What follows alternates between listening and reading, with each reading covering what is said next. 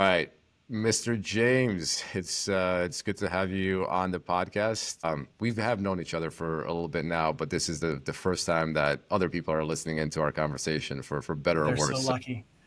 Especially because our wives have listened to us talk, but I don't think they actually listen to anything we're saying. So this is the first time never. anyone will have listened to what we're actually talking about.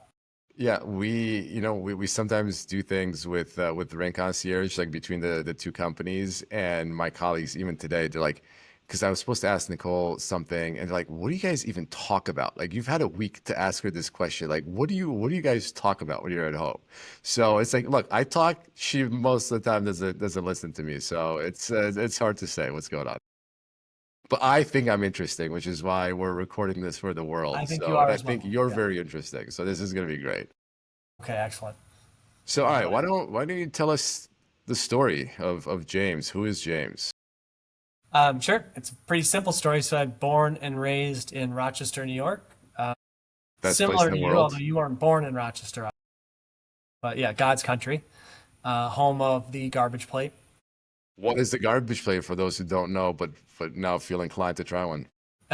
So very, very difficult, very refined and intricate dish. It's let's see, it's either uh, either hamburgers and hot dogs. Sometimes you can do both. Mac salad, home fries, meaty hot sauce, and you generally spicy meaty hot sauce, mustard and ketchup. Yeah, you can do all of and generally with some onions. So you can do all of that together. You can mix and match, but it is How is this plated? Tell us about the decor. Yeah, yeah, generally on very fine china, as you can imagine. It's got to be very expensive plates, and then you smash it and break tables and yell "Go Bills" after you eat it. go Bills. Yeah, exactly. I think you can generally eat it off the floor if you want. I don't think the plate matters all that much. Nobody judges. Yeah, that's great. So people have to try the garbage plate. It's pretty It is phenomenal. it is it is amazing drunk food. I mean, it's pretty good generally, but it's amazing when you're drunk. Just for those inclined to try. Yeah. It comes. Yeah, they do serve alcohol there as well, so you can experience it the local way. That's right. Oh yeah, I forgot what I was talking about. So born and raised in Rochester. I left New York State for college, went to Yale for college, and then right afterwards moved to New York City. So I am an almost lifelong New York Stater and expect to be in New York City for a while longer and am often back up towards Rochester and Canandaigua. So very much a New York State person.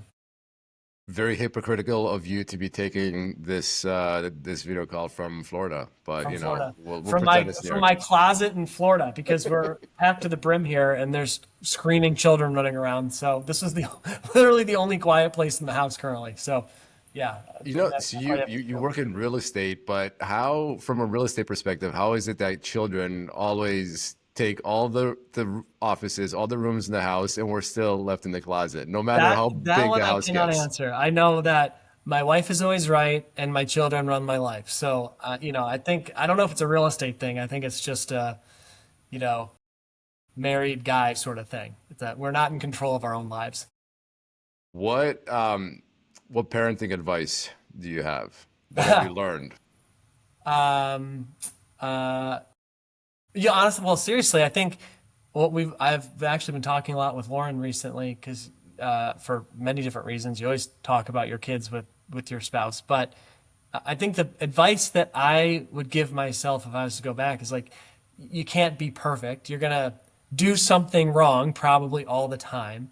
You want to try to get better, obviously, and learn from your mistakes, but there's no perfect parent, and as long as you're constantly trying to learn and adapt and apply what you've learned, you're probably headed in the right direction. But everyone talks about like, oh, my parents did this to me when I was young, and it's like messed me up in some way. There's no way around that. I think everyone's parents do something wrong in some way, and you just gotta kind of accept it for what it is, I guess. And get used to not a lot of sleep. I'd say those are my two tips. What are some of these things that you thought were such a big deal at the time, and now looking back at it, it's like, oh, doesn't matter that I screwed that up. A good question. I don't know if there's anything in particular. I think it's I mean, honestly, there's so many like little things that happen where you like maybe you hurt your kid's feelings or you disappoint them in some way, and you take it really hard and you feel really bad about it, and then you kind of pay attention to what they're doing. They forget about it like 30 seconds later. Like, it's Yeah. pretty. They recover. The kids are pretty resilient in general, and they recover pretty quickly. So it's kind of gets back to that. My point is like as long as you're just trying to learn and then adapt, like they'll be fine. And you don't want to continually harm that relationship, and you want to try to repair it. But so I can't point to any one major thing. There's probably a few things I do every day that's probably a little bit wrong, but kids, as long as you repair the relationship, they're fine. Yeah, I mean, speaking from my own experience, my parents abandoned me in Romania for 4 years Yeah, while they moved to exactly. America. Yeah. I was having a conversation with my mom about that recently and basically telling her how, like, that's what fucked me up. And she's like, "What are you talking about?" It's like, "What do you mean? What am I talking about?" She's like, "What, you're upset about that?" I was like, "You left when I was 6 years old. I didn't know I was gonna see you again. And I saw you at like 10. Like, yes, that affected me." She's like, "Oh, I never realized that you guys seem to be doing so well." It's like, yeah, well, but that is why I'm a very needy, clingy person now. So. Well, I mean, I love the story you tell about your brother when you guys came to the U.S. and your parents greeted you and they're like hugging and kissing you, and then later he pulled you aside and was like, "Who are those people that keep hugging us and kissing us? Like, what are they doing?" And you had to be like, "Those are our parents." What do you mean, who are those people? Yeah, no, but yeah, it is.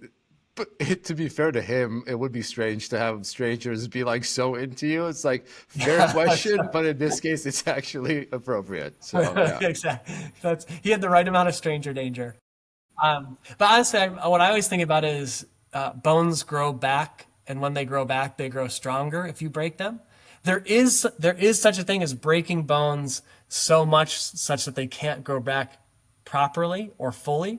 So you can break things beyond repair, but generally there are a lot of I don't know systems or human systems, let's say, that do grow back stronger when they break, as long as they again don't break beyond repair and they're given attention and allowed to grow back. So I don't know. I think kids are very resilient and they're smarter than you realize. And yeah, I think probably there's probably a lot of parents that overthink a lot of things that don't matter all that much in the long run. yeah, it's I forget which comedian had a bit about how the best thing you could do to your child as a dad is to leave. And then they'll Yeah. build real characters. If you look back through history, all the really accomplished people are missing a parent. So, there's even that extreme that creates Well, it's like the Johnny Cash song about I think what the boy named Sue or something like yeah. that. I'm not going to remember it. And the whole story is like the dad who couldn't be there named his son Sue to toughen him up because he was going to get made fun of as a kid and had to grow really tough skin. And that's what the whole song's about.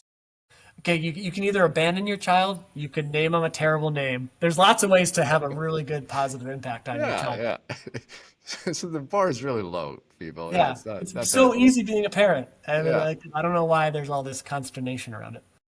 What, looking back at your childhood, what have you learned from your father about you being a dad?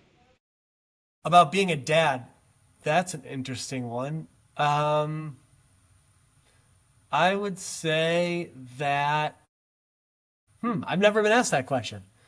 All right, this is the part where we edit and post my long thinking No, this is pause. great. This is great. Um, about being a dad. I would say that I guess what I learned is that, goodness, give me a second to formulate my thought here.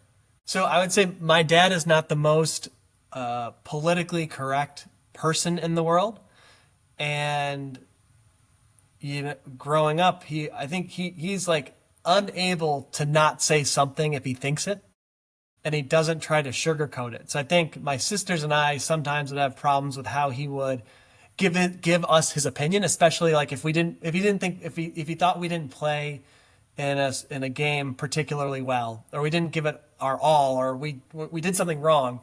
He wouldn't do like a compliment sandwich. Here's the nice thing. Oh, and here's the tough feedback. And then let me tell you the nice thing. He'd be like, "You were terrible. Why did you do that?" And going back to our the note about kids are resilient. I think looking back on that, okay, I was annoyed at the time, but also I'm also not the most understanding of subtlety person in the world. And so maybe what I, looking back on that, appreciate is that while it wasn't fun to hear at the time, it did kind of sink in and you did absorb it. And I guess what I learned from that is like, even if you have to deliver a tough message, and even if you don't do it in the in the most nice way, I do think your kids benefit from hearing the truth. So I'd say I'd say to be that Hmm. what I learned. I was speaking with someone else on the podcast earlier who's he's Italian and started playing professional soccer in Europe at the age of 15.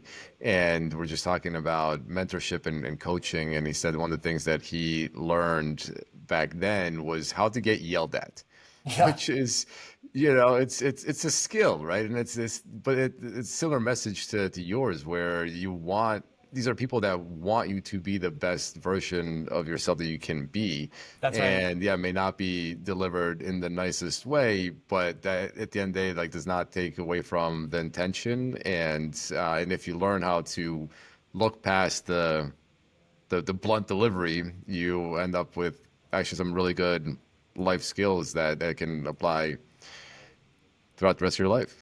Yeah, I think it's interesting. It doesn't the message delivery obviously doesn't work for everyone.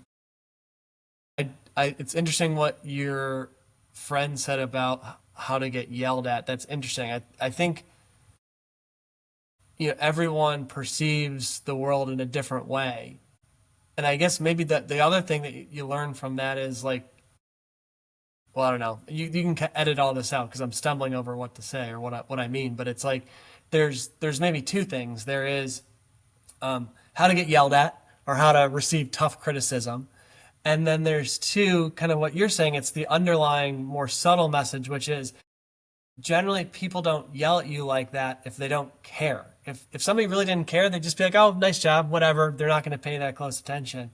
So it's almost like this weird thing where you have to realize the harder somebody is on you in certain circumstances, the harder somebody is on you, that's an indication that they actually might be telling you the truth and that they actually care about the outcome and what you're doing.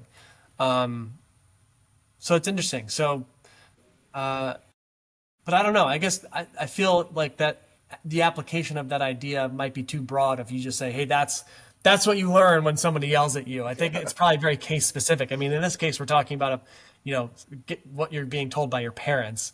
If it's somebody other than your parents or not that close to you, it might be something different. So I don't know. It's interesting. I've never been asked that question. I feel bad. I stumbled over my answer there. No, no, no. I think it's no, it's great.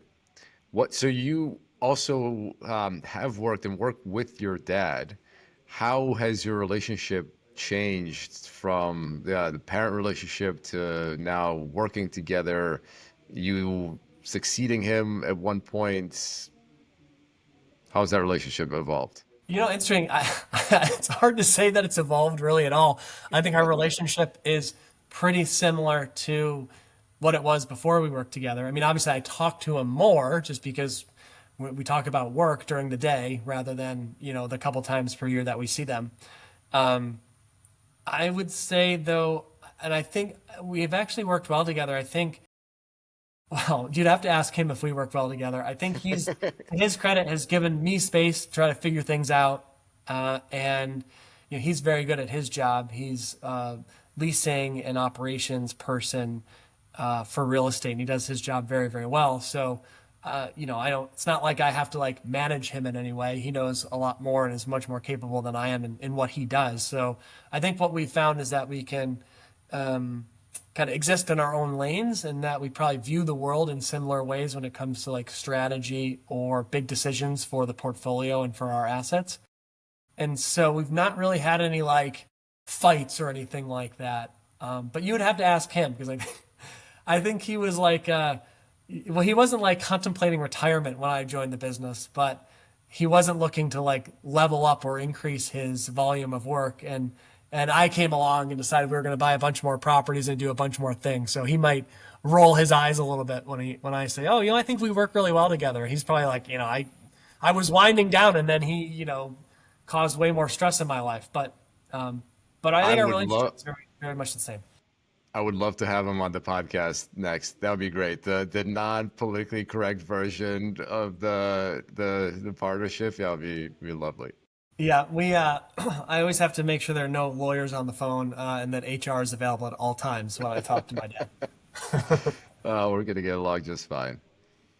So tell us more about the business, the work that you're doing, and how that's evolved over the years. So I do, broadly speaking, owner operator of real estate. Our firm is called RYCO, RYCO. My last name is Ryan, so the RY comes from Ryan. The CO comes from company, so RYCO, Ryan Company. You can tell we're not creatives, if that's the name I came up with. Um, It's like us but Rochesterians, like garbage plates. That's a good yeah, there enough you name go. for this thing. Yep. Yeah, exactly. And it's actually like our lawyers that we were talking about before with Rob Brenner. I always laugh because they named their marina Boat Works, and I was like, how do you know that two lawyers got together to figure out what to name their marina? It's because it's named Boat Works. Like, what? Where did that name come from? But It works. Look, like yeah, we're a it's client very of literal. theirs. It gets the job done, and they're very good at operating that marina, as you and I know. Look, So, getting something to actually work is not easy. especially a So boat, those things break all the time. So, what were we talking about? Oh, so yeah, real estate. So RYCO is generally speaking an owner operator of real estate. We have two concentrations of portfolio. We have office properties up in Rochester, New York, and we have multifamily and retail mixed use properties in New York City, primarily in Manhattan and Brooklyn. The most of the growth over the last couple of years has been in New York City. We buy existing buildings, we'll gut renovate them on the interior, but other than that, we'll leave the shell as is, we'll leave the use as is, and otherwise just bring the building up to standards and operate it more entrepreneurially and professionally to generate profit and cash flow. And so we put a lot of time and effort into property management and project management, and really, let's say the operations of the assets. We're not brokers, we're not traders, we're not flippers. Generally, we plan to own the buildings that we buy for 5 to 10 years, maybe longer. So we're really operations people, I think, primarily. and why New York City? What's your thesis on New York City? And for those who don't know, James writes a phenomenal newsletter where he shares his thoughts on the markets, but maybe you can give us a version of that. Yeah, well, I write it once a year, and like the couple months leading up to it, I'm dreading it. Like I'm like, oh, I'm looking at my watch right now. I'm like, what month is it? I got to put it out in like 4 months. Like, oh God, because I'm not a natural writer, and it takes a long time to put that thing I love together. how you look at your watch for the month. That's Yeah, no, how. there's no month. There's a date on my watch, but no month. Um, uh, so we so long story short is the business started up in Rochester, and I became a partner up in those properties and joined the business in 2018. But office in Rochester is a very specific bet, and as we wanted to expand that portfolio, we wanted to expand both geographically and by asset type. We thought that I went out in 2018, 2019 looking for the next markets that we'd invest and operate in. And our initial thought was we would buy in growing secondary cities. So Columbus, Minneapolis, Charlotte, Raleigh. And in investigating those markets, the conclusion I came to was, oh, everybody else had this same idea. On any given asset, there might be 20 or 30 bidders, a lot of them local. The prices were getting bid up to way beyond where I thought they would when we started looking. And there was an asset that sort of broke the camel's back, which was in Sunbury, Ohio. Really nice asset. Sunbury is a basic part of Columbus. It's like 45 minutes outside of downtown Columbus, if memory serves. We were looking at this asset with a local partner who was really capable. It was garden style, 2000 vintage, kind of light value add opportunity, amongst cornfields, so no real supply constraints. So really nice asset, just not a lot wrong with it. And what you could do with your business plan was relatively limited. I think it got 25 bids and ultimately traded at roughly a 4.25 cap.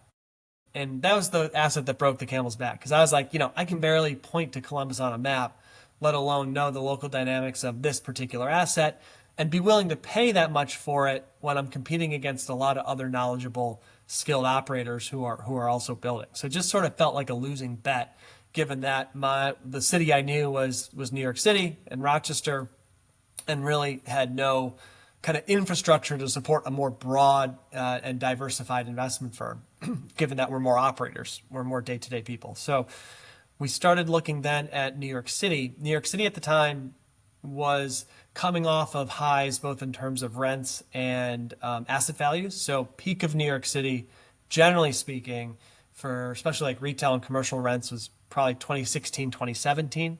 About that time was peak of asset values or cap rates. And in 2019, it had been coming off of these highs. And then there was a new law that passed in New York State called the Housing Stability and Tenant Protection Act, which did a lot of things. But primarily what it did is it prohibits the conversion of rent-controlled or rent-stabilized apartments to fair market. And prior to that law, there had been a whole essentially cottage industry of developers buying rent-stabilized or controlled buildings and through various methods converting them to fair market. And I should say legally. It wasn't illegal what they were doing. It was legally allowed. There's just a lot of methods for how you destabilize a unit. Well, when the Housing Stability and Tenant Protection Act got passed, it was sort of like a bomb went off. A lot of developers and owners got caught on the wrong side of that trade, got locked into rent-stabilized properties. And the result was a lot of capital got fed up with New York State, left, rates went up, and that's when we started looking at New York City in particular, because we looked at it the other side, saw how HSTPA, which is the shorthand of that law, caused a lot of developers and owners to lose a lot of money. And we could understand why they left, but we looked at it from a different angle and said, okay, call it mid-priced fair market rental units in New York City. New ones get created in only one way, and that's destabilizing formerly controlled or stabilized units. To build new, you have to either build like luxury, high-priced rentals or condos. And generally, what gets built these days, and then back in even a couple of years ago, was condos, just because land costs and construction costs are so high, it's hard for rentals to pencil.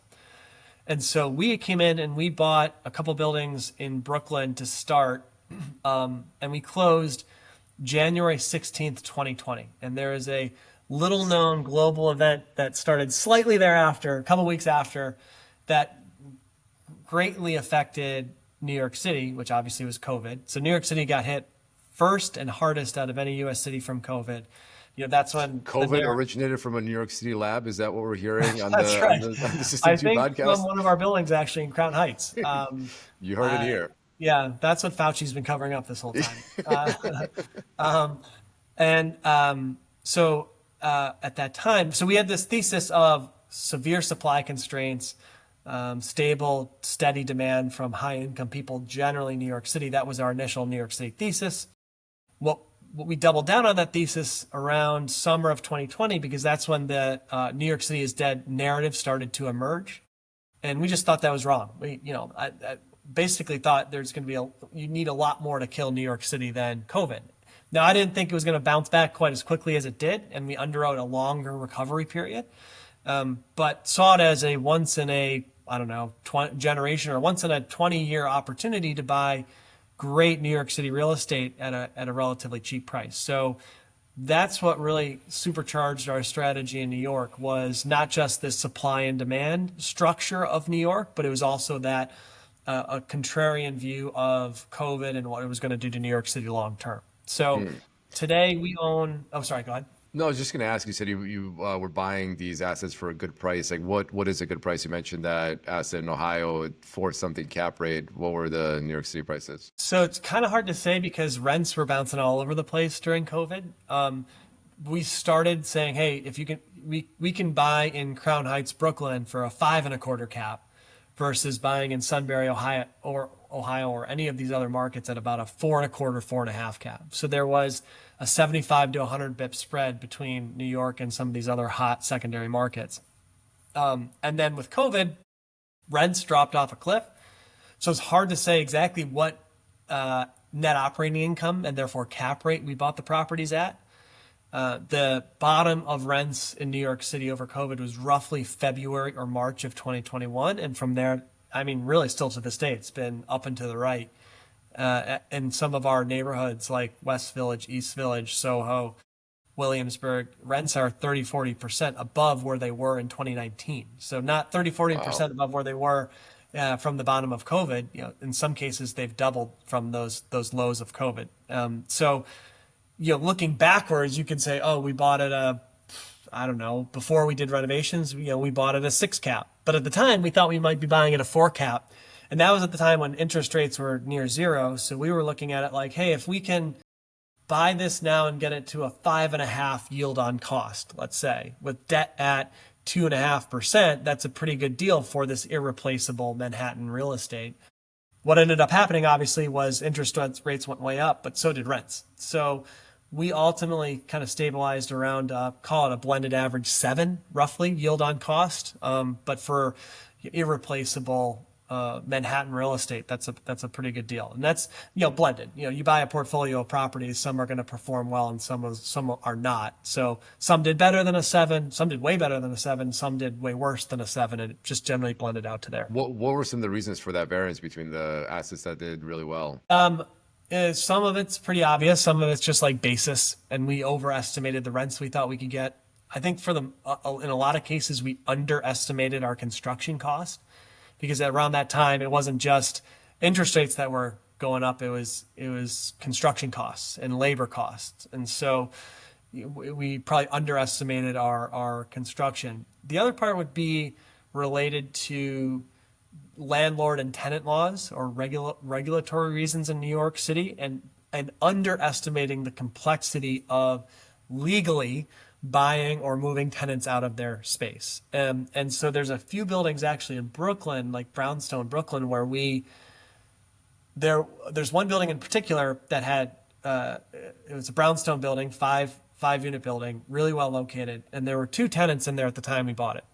The first was a guy that had lost 3 or 4 different legal challenges to be able to have the right to stay in a rent stabilized or rent controlled unit, and he had a vacate order from a court mandated vacate order at the time we bought it.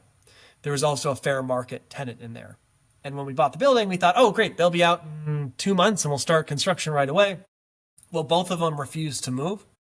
And the reality is, with the way that the laws work in New York City, even for this guy, for example, who had no right to be in the building, who had a vacate order from a judge, the reality is if he really played hardball and tried to stay, he could probably figure out a way to stay in there for another 18 months.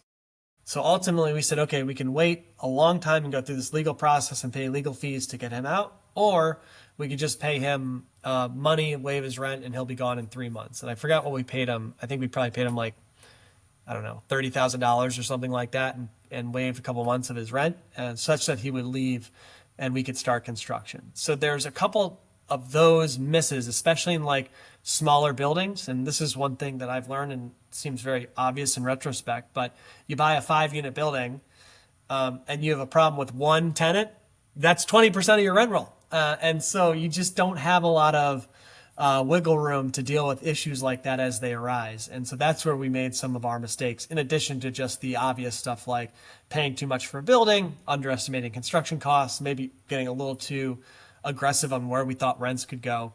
I think for the most part, those issues were relatively limited. You know, dealing with the laws and the regulatory burden of New York City is a real thing. And it is a true contributor to why there's such a supply constraint right now across the city in general. It's just so hard to build. It's so hard to renovate. It's so hard to do anything new, really. Yeah, that's so interesting, and it's I'm sure for a lot of people who are not in New York City, it's hard to understand why it's so hard to have somebody leave when they should have left a while ago, and you have to pay $30,000 to a tenant to leave when they have a judge telling them to go. I mean, these Yeah. are crazy numbers. And yeah, and I know plenty of stories like that in New York City on both sides, like tenants that received a big check because the landlord wanted to sell the building and they wanted them out, even though they still had a lease, and they're like, I'll buy you out of your lease, and Yep.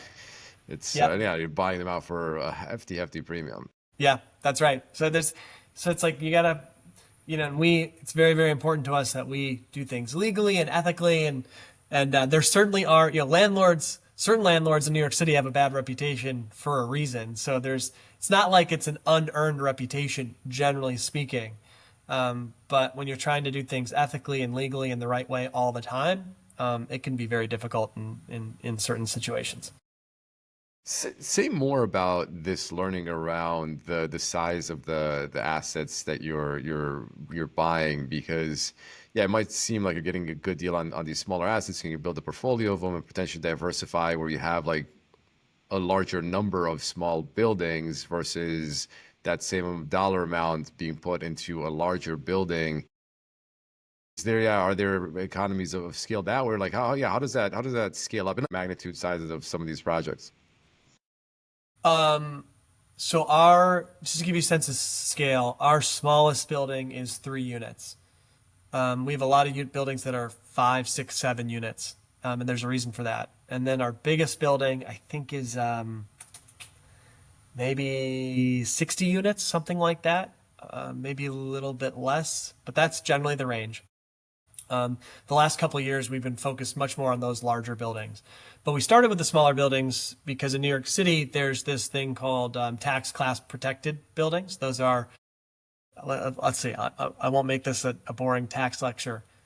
Basically, buildings that are 10 units or less in New York City are classified as are what is known as tax class 2A or 2B.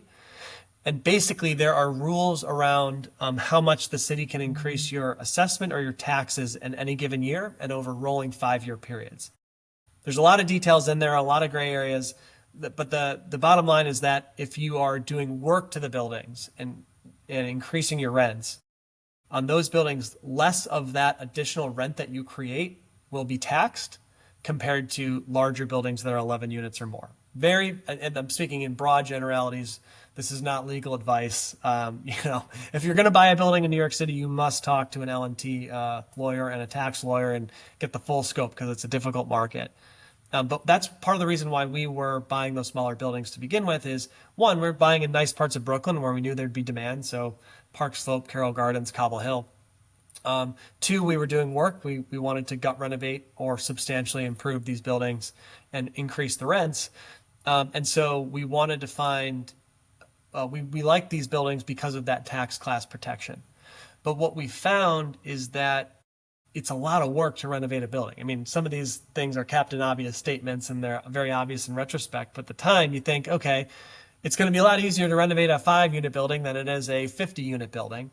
The reality is it's really not. It's probably a little bit less work. Obviously, there's less square feet to construct, but we pride ourselves on being very thorough in our planning and our execution. So, our process for floor plans, layouts, finishes, fixtures, et cetera, vetting the GC, vetting their insurance, vetting, putting together the contract. That's generally the same on a 5-unit building as it is on a 50-unit building.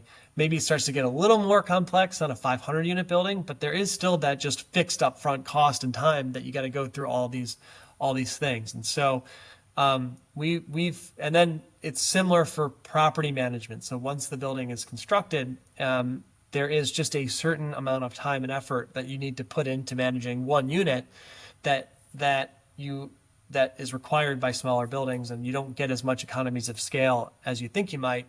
Sorry, I said this backwards. Sorry.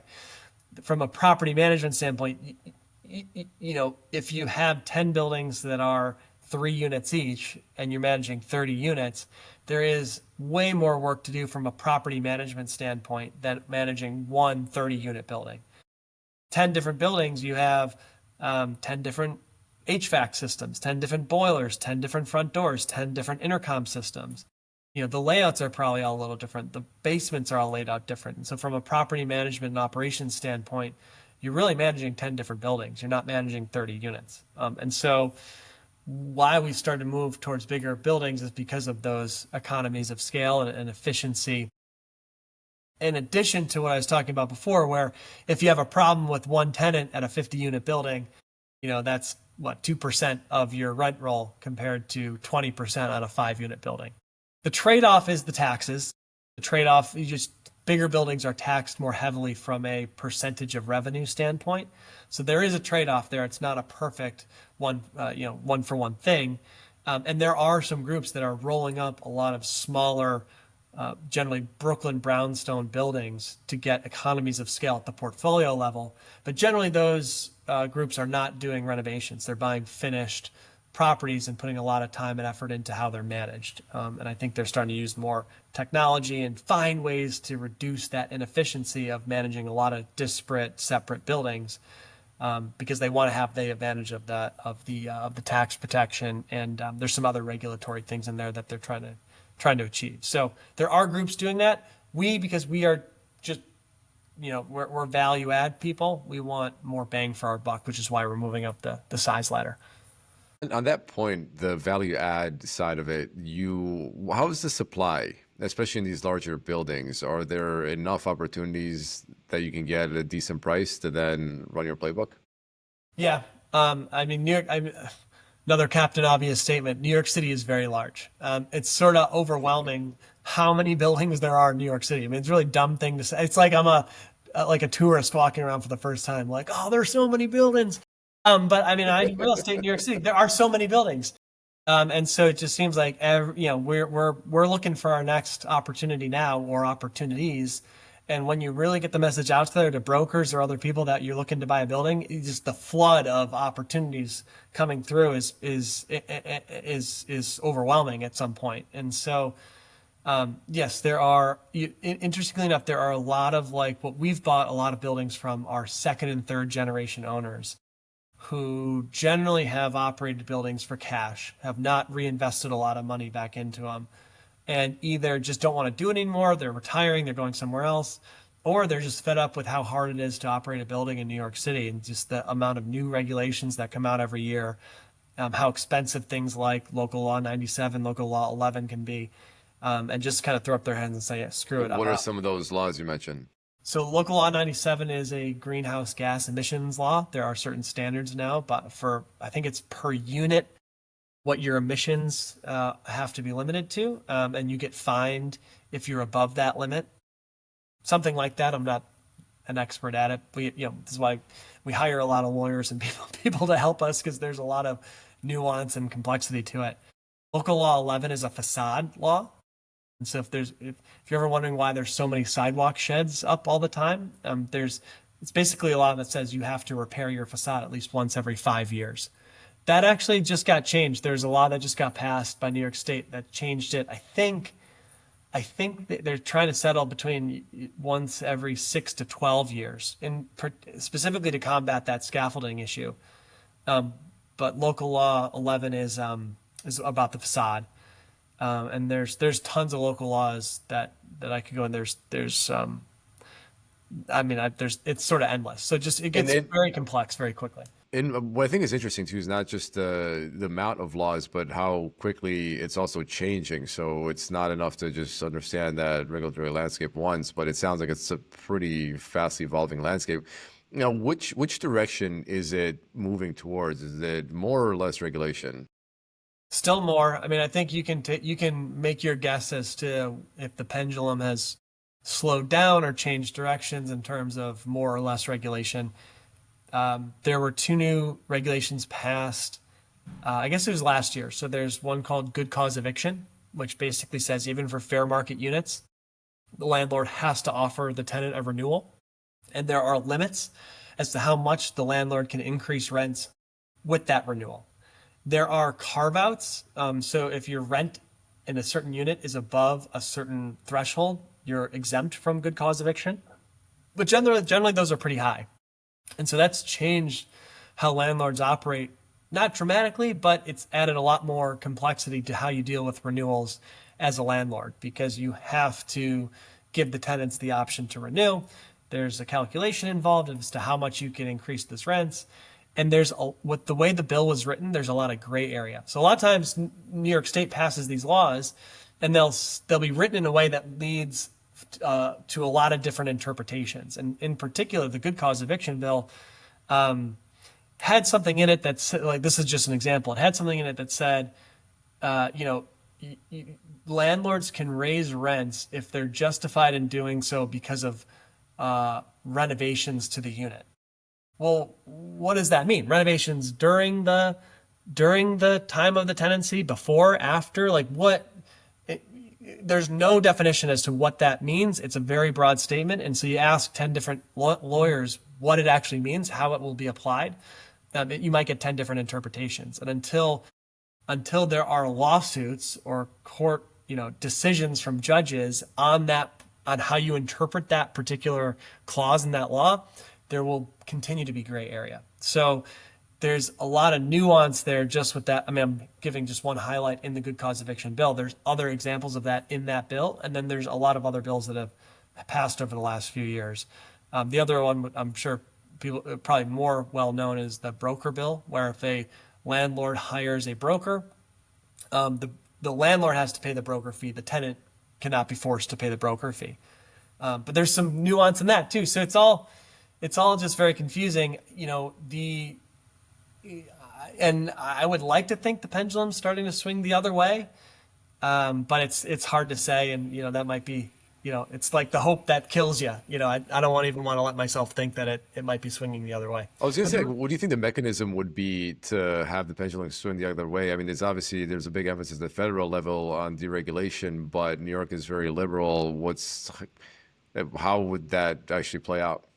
I mean, I'm skeptical that it ever would. I think the mechanism that would start to push that pendulum to swing the other way would be the fact that I think what's widely acknowledged now is that New York City especially, but I think generally New York State, is in a housing crisis. There are just not enough homes, basically, or housing for people to live in. And I think pretty much every mayoral candidate in New York City has some plan for how they're going to increase housing. Like Brad Lander's going to build upon all the golf courses in the New York City area, which is doesn't make sense for a lot of different reasons. I think though fundamentally, if you believe there's a housing shortage, what's interesting is that I don't think there's consensus on why there's a housing crisis.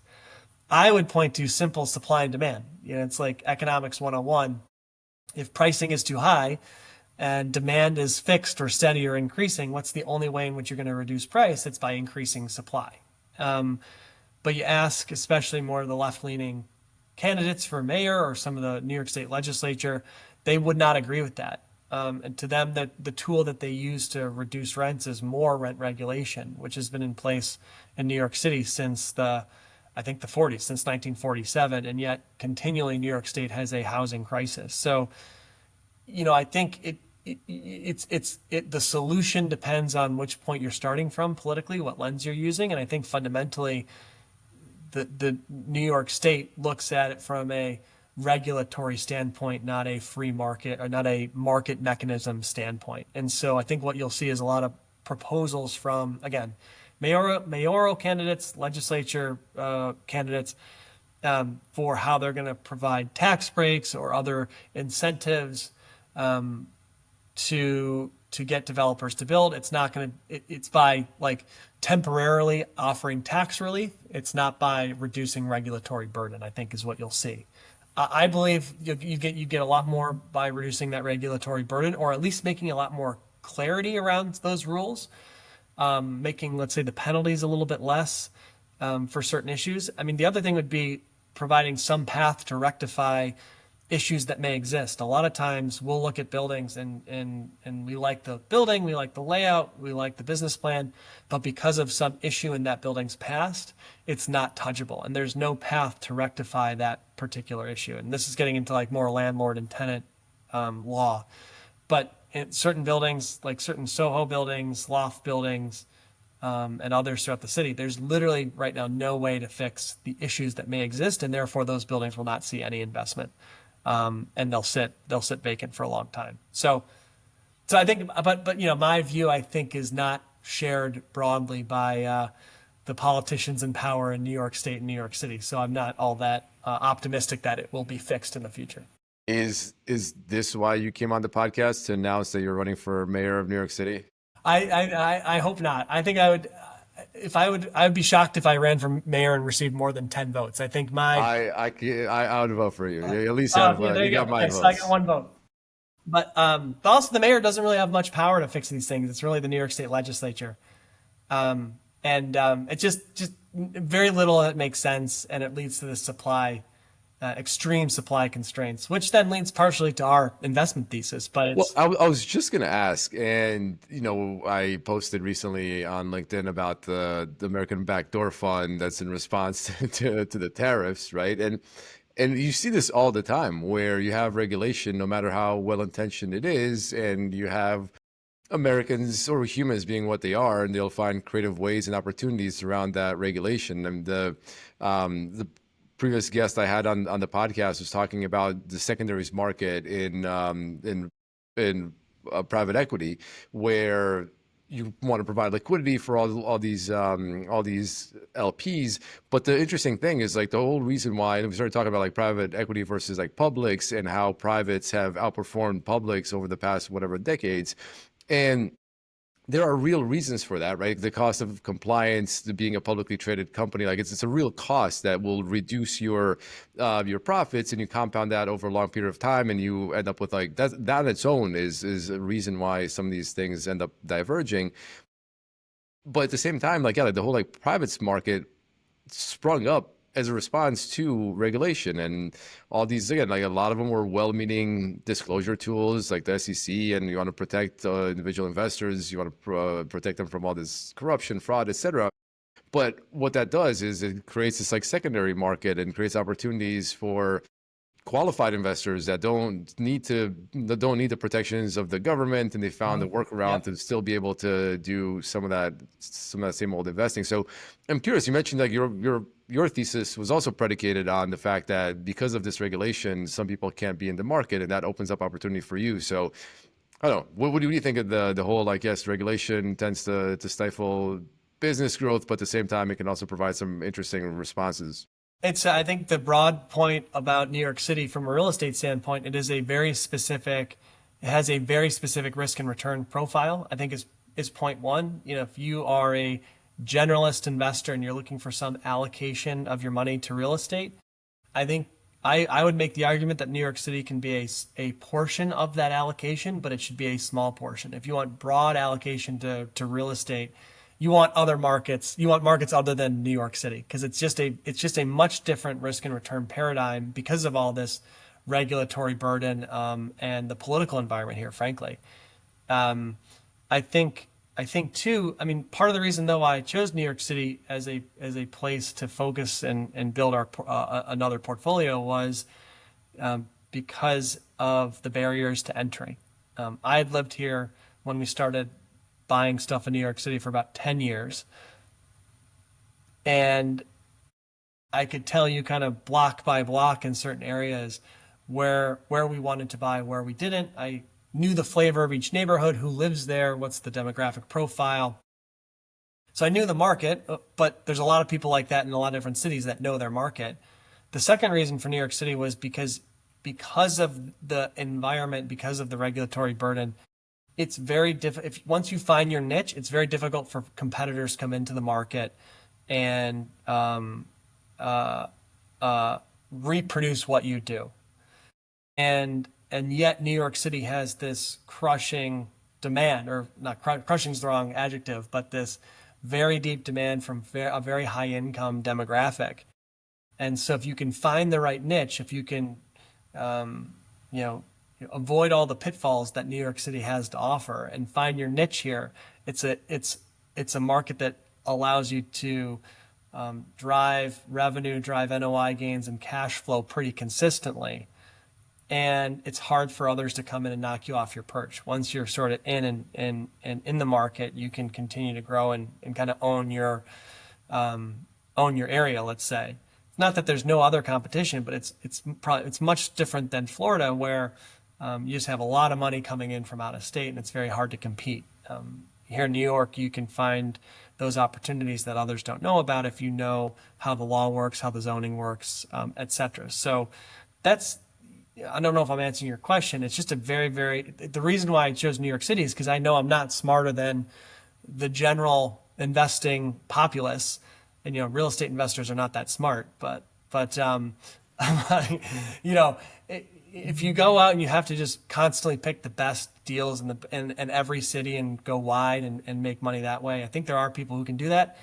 I think it's just very hard to do that generally and consistently over time.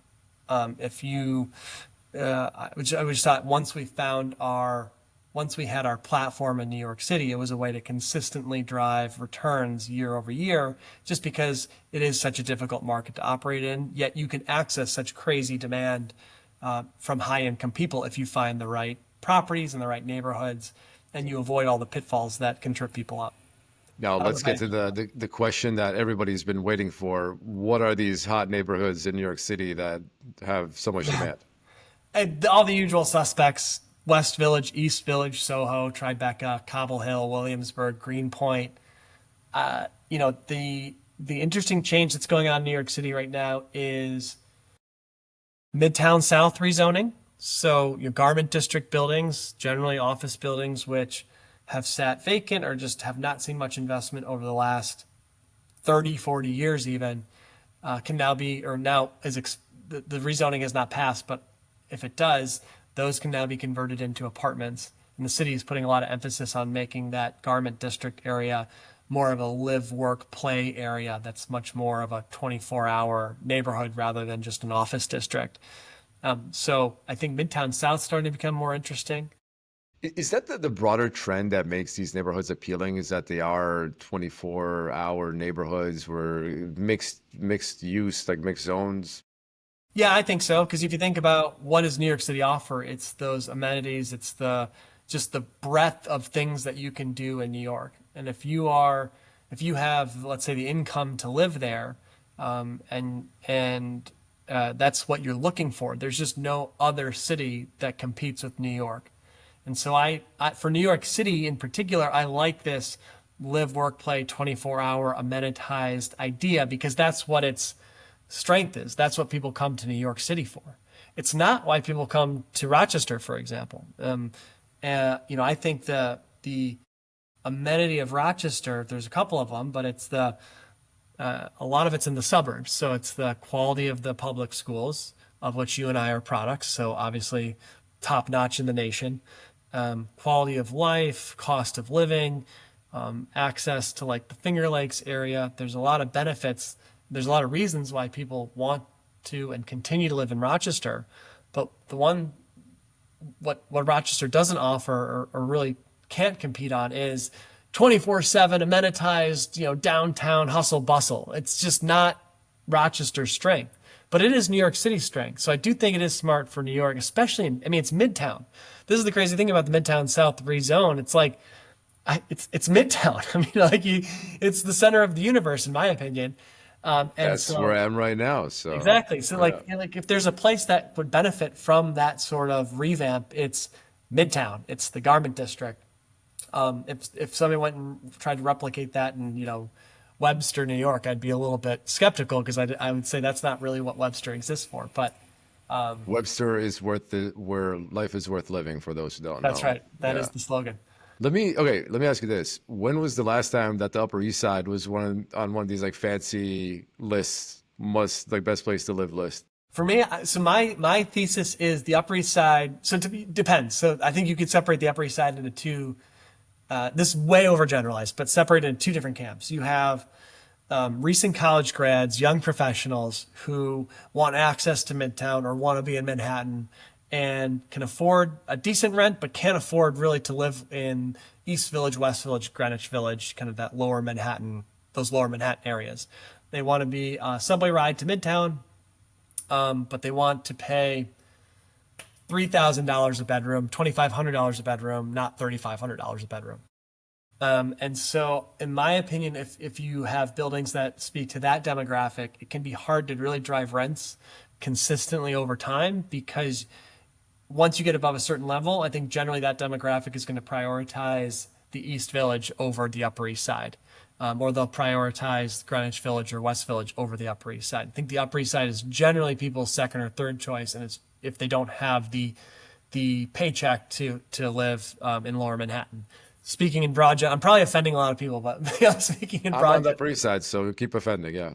but there's a second cohort, which is I'll just call it like the blue blood Upper East Side. You know, you walk around those 2 blocks near the park on the East Side, man, there are some amazing, generally co-op buildings, but single family townhomes, nice condos, you know, there and that demographic is generally older.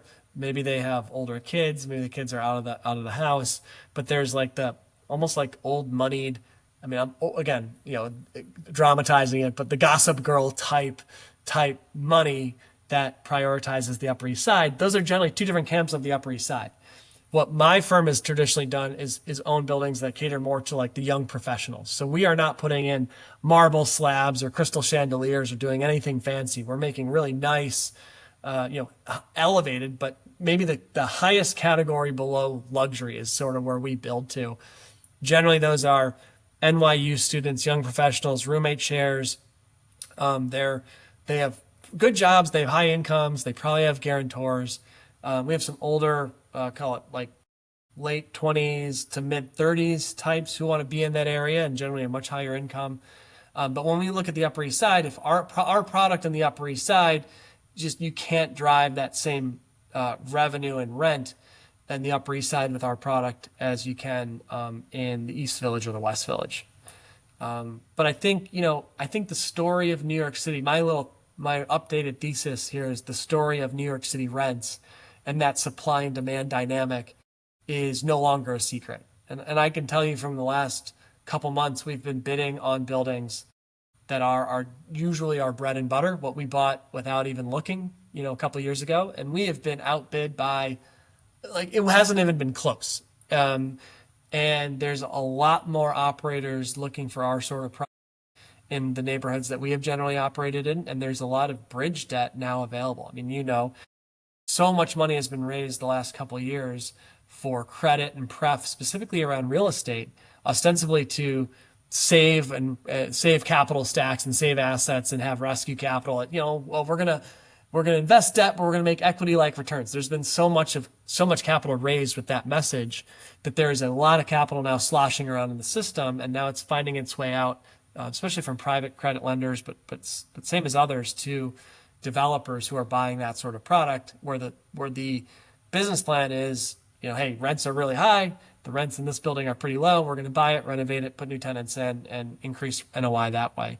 There's a lot of competition now for those buildings. So RYCO is starting to shift its focus and look at things like buildings in the Midtown rezone, office to resi generally. We're looking more at retail in certain locations, looking maybe to do kind of like townhome conversions in the right areas, generally expand our breadth, because I think, as you know, markets change, opportunities change. I think the market that we've been buying in New York City for the last 5 years, caused by supply and demand dynamics generally, COVID, and then the general macroeconomic environment with elevated interest rates, we just have had limited competition for what we buy. That, I think, has really started to change over the last 6 months. So we need to shift our focus and find that next undervalued opportunity that's maybe being overlooked by the market. I have an idea for you on that. I was just talking to Rahilea. For those who don't know, James and I are part of this like family office group called Spark that she runs. And, we should get a clubhouse for Spark in New York City.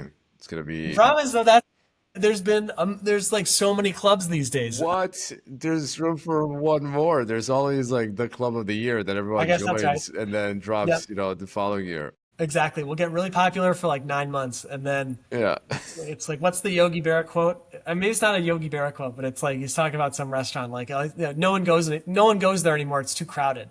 Yeah. So hopefully that happens to us when we start our club. But something tells me we won't. You and I are maybe not, leaders of culture. We should ask our wives actually. They'll do it. They'll figure it out, and we'll just get all the credit. Exactly, exactly. Where do you see RYCO going? What are your dreams, ambitions for the company and you personally? Um, to be ruler of the universe.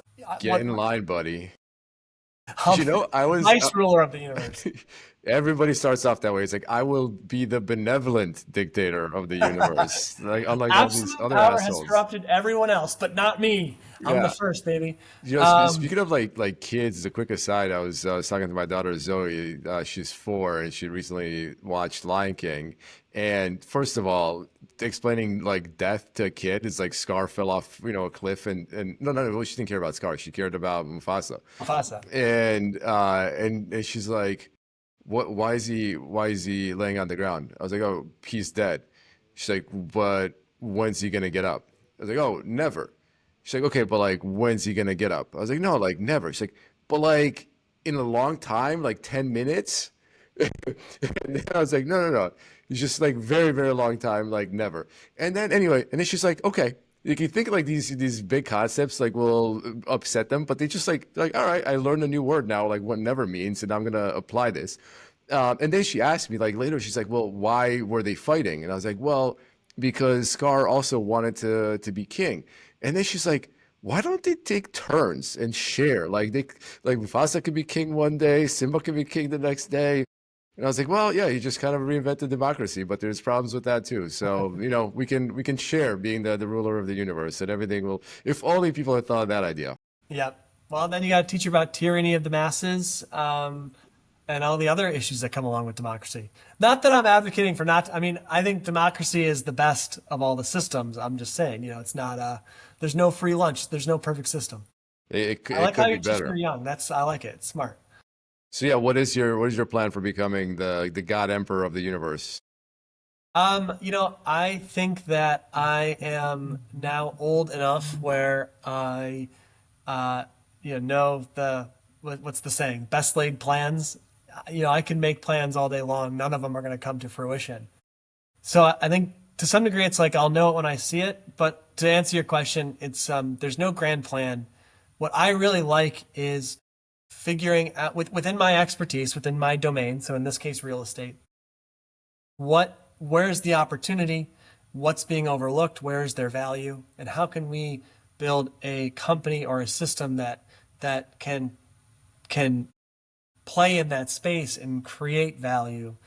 Um, and because we understand how the world works, because we're seeing what other people are overlooking, and because we're more dynamic and, let's say, entrepreneurial. So the goal for RYCO is not to be really big and own this 10,000 units, 20,000 units. I find a lot of people in the multifamily space, especially when talk in terms of how many thousands of units they own when you ask them about their business. I'd be happy owning one. I'd be happy owning 10,000. We will buy and sell over time. The goal is not to get really big. The goal is to be smart in how we're identifying and going after opportunities that may exist only for short periods of time. I mean, I come back to markets change, opportunities change. People are smart. They'll see something. If an opportunity exists for a while, someone's going to see it.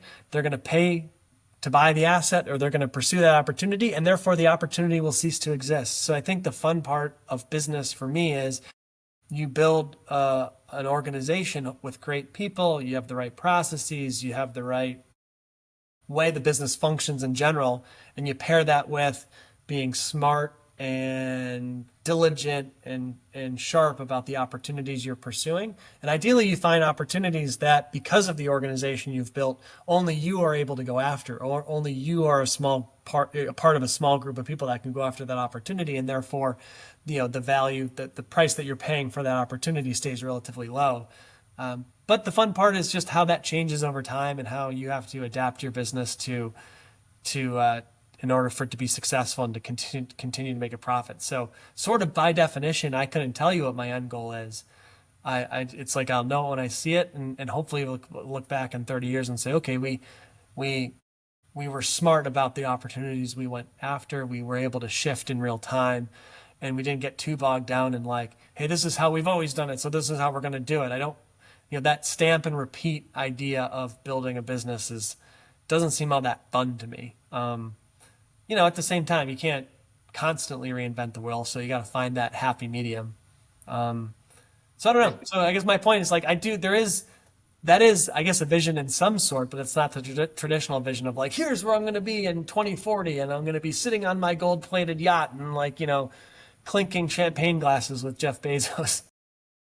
Nothing like that. It's more like it's more day to day, I guess, is the point. And what if that vision in 2040 is the answer is that it's Rochester? That's where the opportunity has been all along, and that's the best place on the planet. See, I have heard from multiple people who have seriously told me, oh, because of climate change, the rest of the world is going to be so hot, so you should buy property in places like Rochester because that's where people are going to move to. And everyone always says, in 100 years, everyone's going to be living in Rochester. And I'm like, but I'm not going to be alive. Like, why would I buy something now that's only going to have value in 200 years? Like, my kids will be fine. My grandchildren will be fine. I don't give a shit about what their net worth will be. I want to make money. So there are opportunities in Rochester, but I've heard from maybe 5 or 6 people over the last few years, like, you should buy property in Rochester because of climate change. I So I love think that. eventually maybe it will be in Rochester, but I don't think within our lifetimes. It's like Rochester is like the best of the worst. When the rest of the world's gone to shit, like Rochester is your best remaining alternative. It's a great place. It is a great place to grow up. I love going back to Rochester. Like you and I guess we go back to Canandaigua, but same thing. And it's an amazing place to be. I guess maybe it'll get better. Maybe we should be rooting for climate change because it'll really improve Rochester's prospects. We're buying Rochester real estate and then rooting for climate change, and our Yep, thesis will come true. that's Yeah, right. I do have the answer for you as to how you can benefit from this in 200 years. You Okay. should build a lot with like construction costs being really low right now in Rochester. Build yourself a lot of statues throughout the city so that when people go there, it's like this was James Ryan, This is the our founding guy. visionary Yep. who called George it. Eastman, James Ryan. I think those are the two Rochester icons. Love it. Well, James, thank you so much for joining me on this podcast. Always a pleasure to chat. Yeah, likewise. Thank you. Have fun editing all my ers and ahs and stumblings. We've been talking for an hour, and I think you're gonna have 7 minutes of usable content. So That's all that kids these days can stomach anyway, so it'll be that's right. perfect. Cool. Awesome, man.